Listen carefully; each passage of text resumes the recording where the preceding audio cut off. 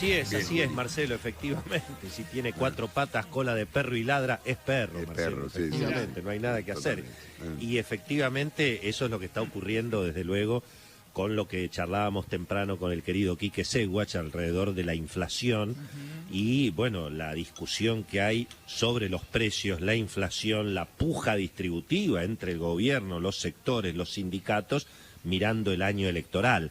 Te diría que en el frente inflacionario, que por supuesto es el que más preocupa a partir de ahora y sobre todo porque además, bueno, van pasando los meses, se va terminando la temporada de la soja, el dólar empieza a ser noticia y bueno, por supuesto ese va a ser otro de los frentes a partir seguramente de agosto, septiembre, en el pleno año electoral.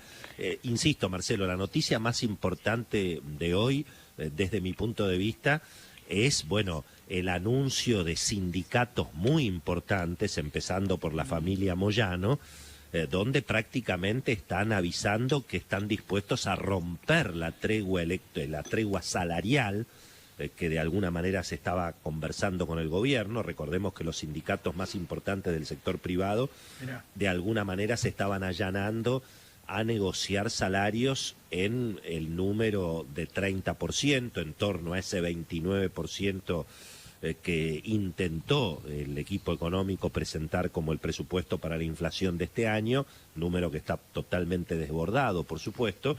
Y ayer el propio Facundo Moyano, que según la información que publica hoy Mariano Martín en Ámbito, Facundo Moyano quiere volver a ser el jefe del gremio de los peajes y anunció que van a pedir tanto los empleados del peaje como los camioneros, ahí es Pablo Moyano, 45%, entre 40 y 50% de aumento salarial. Eso se suma, Marcelo, a paritarias muy complicadas que arrancan en estas horas.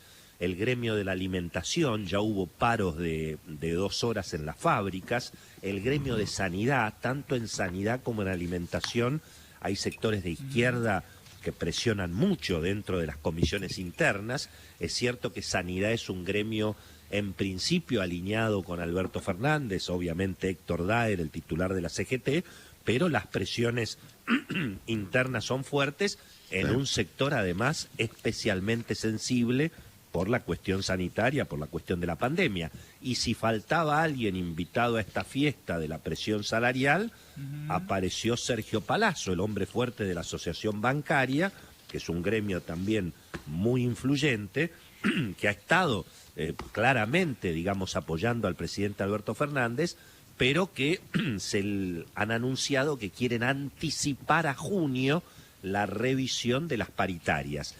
En esto, Marcelo, también puede haber alguna respuesta a lo que hablábamos ayer, a la noticia muy, muy interesante que reveló Nicolás Wiñaski en Clarín el domingo, de que los sectores de la Cámpora quieren ocupar ahora nada menos que la estratégica Superintendencia de Servicios de Salud, que es la que controla los fondos de la salud en la Argentina, la que controla los sindicatos, a la salud privada.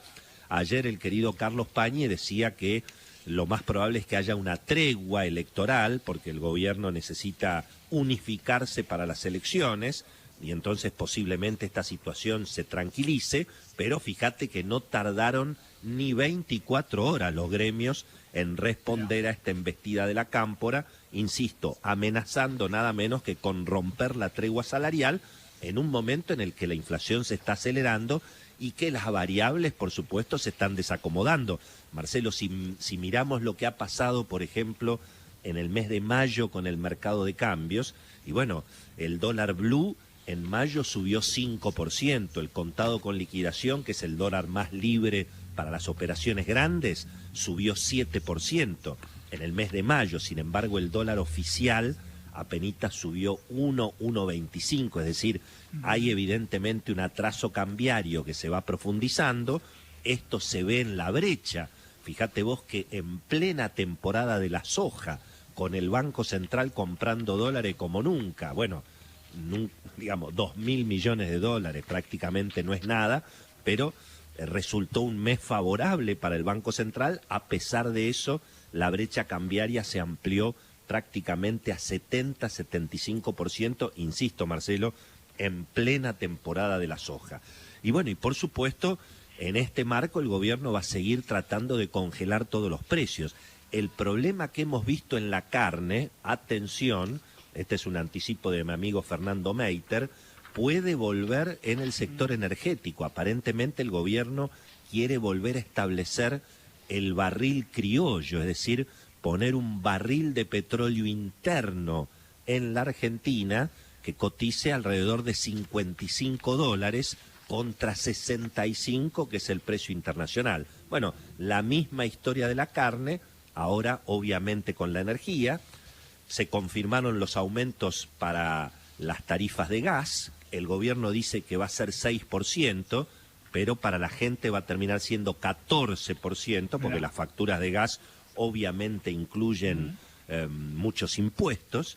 Hubo un detalle allí también que miran los especialistas. En el caso del transporte y la distribución de gas, hubo hijos y entenados. Por ejemplo, a la compañía TGN, que es la de los gasoductos, y TGS, a esa no le dieron ningún aumento. Y ahí, bueno, obviamente, de un lado está el grupo Techint, del otro lado está Pampa Energía.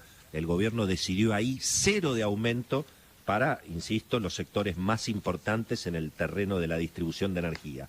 Así que es un escenario, Marcelo, donde evidentemente la puja distributiva, la inflación, los precios van a ser los que dominen esta pelea del año electoral, con el gobierno además necesitando financiar una bola de vencimientos en pesos impresionantes. No solamente hay problemas en el crédito en dólares, que por supuesto no está disponible porque nadie supone que vaya a haber un acuerdo con el Fondo Monetario en los próximos 60 días.